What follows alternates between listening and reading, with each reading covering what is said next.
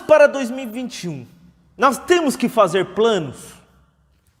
Nós temos que esperar só na vontade de Deus? O que a Bíblia diz sobre isso? Abra comigo lá, por gentileza, se você puder, Jeremias capítulo 29, nós vamos ler o verso 11. Jeremias capítulo 29, verso 11.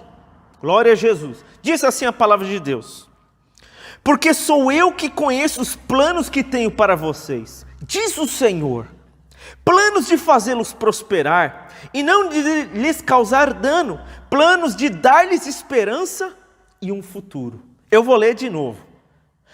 2021, o propósito da nossa igreja, o combustível que tem que mover a nossa vida, se chama esperança. E olha que palavra poderosa Deus tem para nós, nesse primeiro culto que nós temos aqui em 2021. Jeremias 29, 11. Porque sou eu que conheço os planos que tenho para vocês, diz o Senhor, planos de fazê-los prosperar e não de lhes causar dano, planos de dar-lhes esperança e um futuro. Amada igreja, vamos entender aqui o contexto. O contexto aqui era cerca de 600 anos antes de Cristo. E aí o profeta Jeremias fica sabendo que alguns falsos profetas da Babilônia começaram a enganar os exilados. Ou seja, o povo de Deus foi levado cativo para a Babilônia, escravo. Eles estavam num lugar que não pertenciam a eles. Eles estavam presos num lugar que eles não queriam. Eles queriam estar na cidade deles, com a família deles, vivenciando a vida deles. Mas eles foram levados escravos. E aí o que acontecia? Os profetas que ali estavam começaram a profetizar e falar que o retorno deles ia ser rápido. Que era um momento super rápido, que não ia demorar, que brevemente eles voltariam para Jerusalém, brevemente eles voltariam para a casa deles. E na verdade não era aquele o cenário. Deus havia falado que ia demorar 70 anos. Deus havia falado que aquilo iria demorar um tempo. Mas haviam pessoas falando que não, vai ser tudo rápido, tudo óbvio, tudo bem objetivo, Deus está no controle de tudo. E ali começou a enganar o povo. E quando você recebe uma notícia que algo vai acontecer e aquilo não acontece, você fica frustrado, você fica decepcionado, você fica abatido, você cansa, aquilo mata a sua esperança, aquilo mina a sua esperança. E ali Deus levanta o profeta Jeremias, e o profeta Jeremias, usado por Deus, traz esta mensagem, traz esta palavra. Porque sou eu que conheço os planos que tenho para vocês, diz o Senhor. Planos de fazer prosperar e não de causar danos. Planos de dar esperança e um futuro. Agora eu quero chamar a tua atenção, vamos ler o verso 10. Jeremias capítulo 29, verso 10. Assim diz o Senhor, quando se completarem os 70 anos da Babilônia, eu cumprirei a minha promessa em favor de vocês, de trazê-los de volta para este lugar. Então Deus tinha falado o certo, irmãos. Deus tinha orientação correta para o povo. E ali Deus falou, depois que se cumprir o que for necessário se cumprir, eu tenho uma promessa, eu tenho uma palavra, e eu conheço o plano, eu sei o que é melhor para vocês. E ali Deus traz esta palavra, Deus ministra esta palavra, Deus dá a direção correta para o povo. Como se assemelha aos nossos dias esta palavra, igreja? Né? Quantos de nós não achávamos que essa pandemia ia durar alguns meses, alguns dias, no máximo 6 meses, mas passou-se ali praticamente um ano de 2020, e agora iniciamos 2021 cheios de notícias, cheios de rumores, de expectativas. Vai fechar? Não vai fechar? Vai ter vacina? Não vai estar? Está certo? Está errado? São tantas as questões. Mas ei, eu quero chamar a sua atenção para algo. Eu quero chamar aqui a atenção para a igreja. Assim como aconteceu naqueles dias, acontece nos dias de hoje. Existem os profetas do caos, os profetas do medo. Existem as notícias, as mídias, as fake news. E se nós alimentarmos a nossa vida com isso, a nossa esperança vai ser minada, a nossa esperança vai ser sugada. E Deus, Ele tem um plano para mim e para você. Deus, Ele tem um projeto projeto para 2021. E é em cima desta palavra que eu quero aqui abordar 4 pontos com a igreja.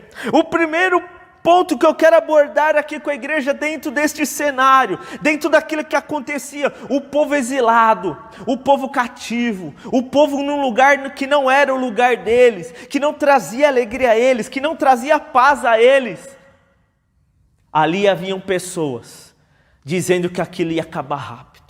Eu não estou aqui falando que a pandemia vai demorar, que é o caos, mas eu estou falando que Deus tem o controle, Deus sabe de todas as coisas. Se Deus havia falado que era 70 anos, Deus tinha o tempo certo, Deus tinha o momento certo de agir, de trazer o povo de volta, a promessa se cumprir na vida deles. Mas eu e você não podemos ter expectativa nos lugares errados, porque senão isso vai frustrar a nossa esperança. Quantas pessoas colocaram esperança na vacina, esperança nisso, naquilo, nos meses, e não aconteceu, e entrou 2021 com uma esperança morta, com uma expectativa morta, frustrada, ou uma simples esperança porque virou o ano. Isso não é esperança, isso é uma esperança de uma emoção positiva, e isso não é combustível de ninguém, porque isso acaba. Mas vamos lá, primeiro ponto. O primeiro ponto que eu quero aqui abordar é o plano de Deus. Porque o texto fala, porque sou eu que conheço os planos que tenho para vocês, diz o Senhor, o Criador de todas as coisas, o soberano, o eterno, o Deus que nos ama, o Deus que entregou tudo que Ele tinha naquela cruz por amor de nós. Ele está falando, eu conheço os planos que tenho para vocês. Se existe alguém que tem uma direção, se existe alguém que pode nos conduzir, se existe alguém que tem um propósito para a nossa vida, que tem uma promessa, que tem um sonho, Ele se chama Deus.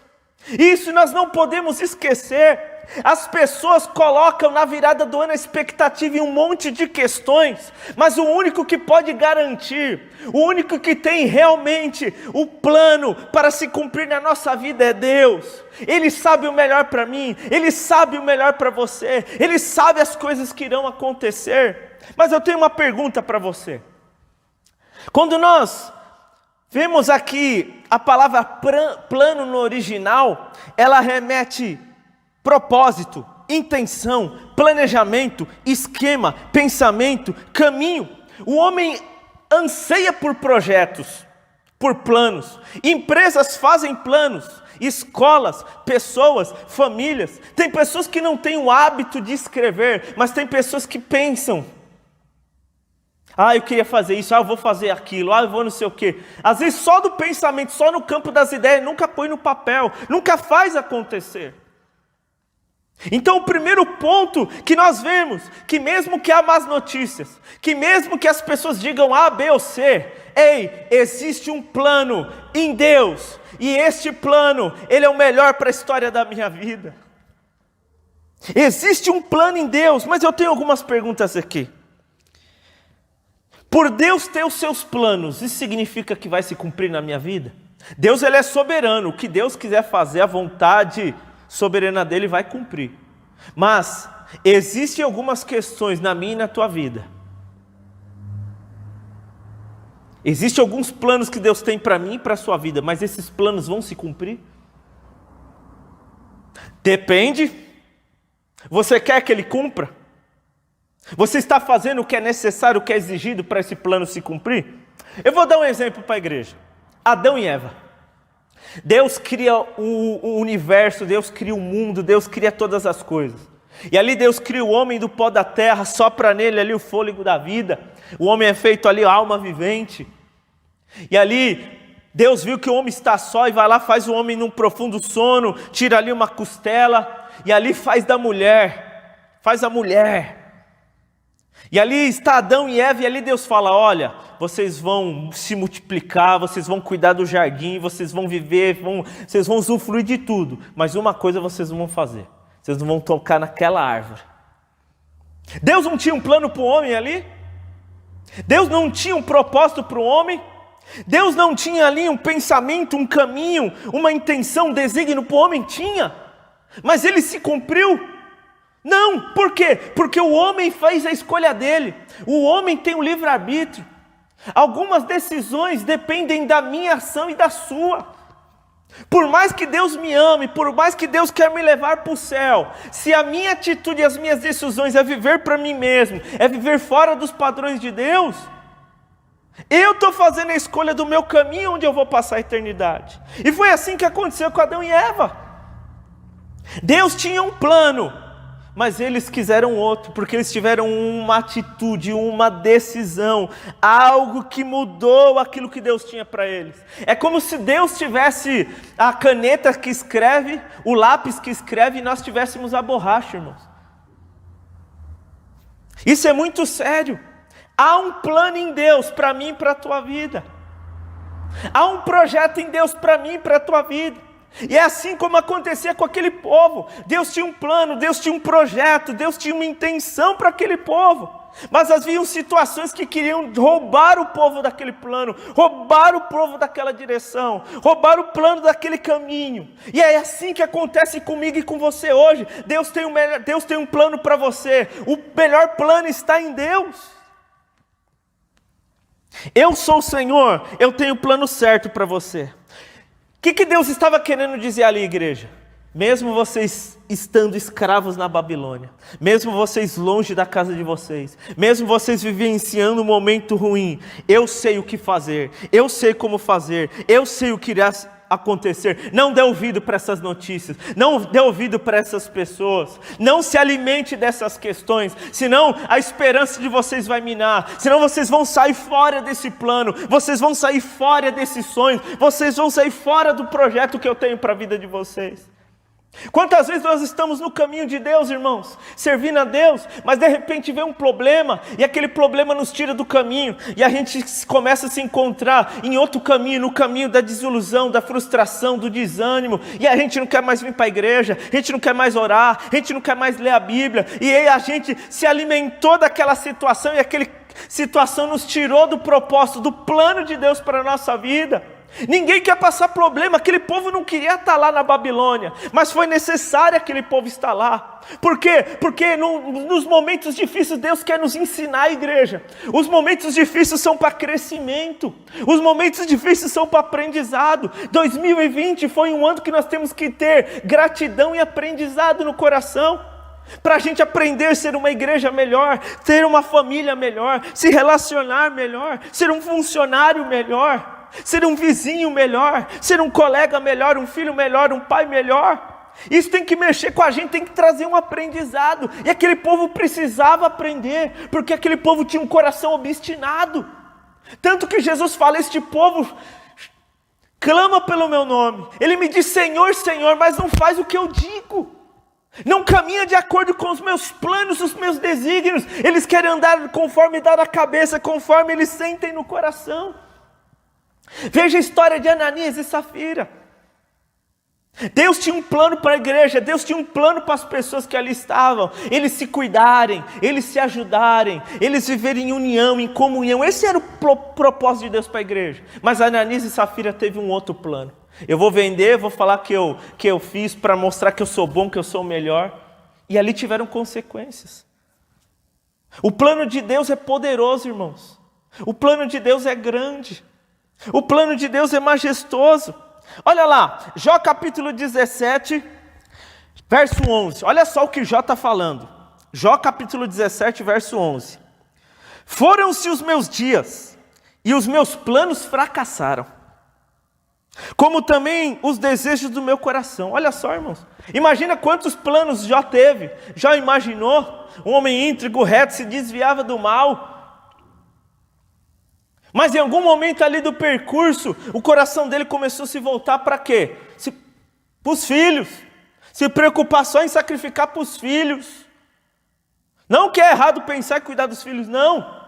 Mas será que Deus não começou a virar segundo plano na vida de Jó? Será que ele não começou a se desviar daquilo que Deus tinha para a vida dele, para a família dele? E foi necessário ele passar aquele processo?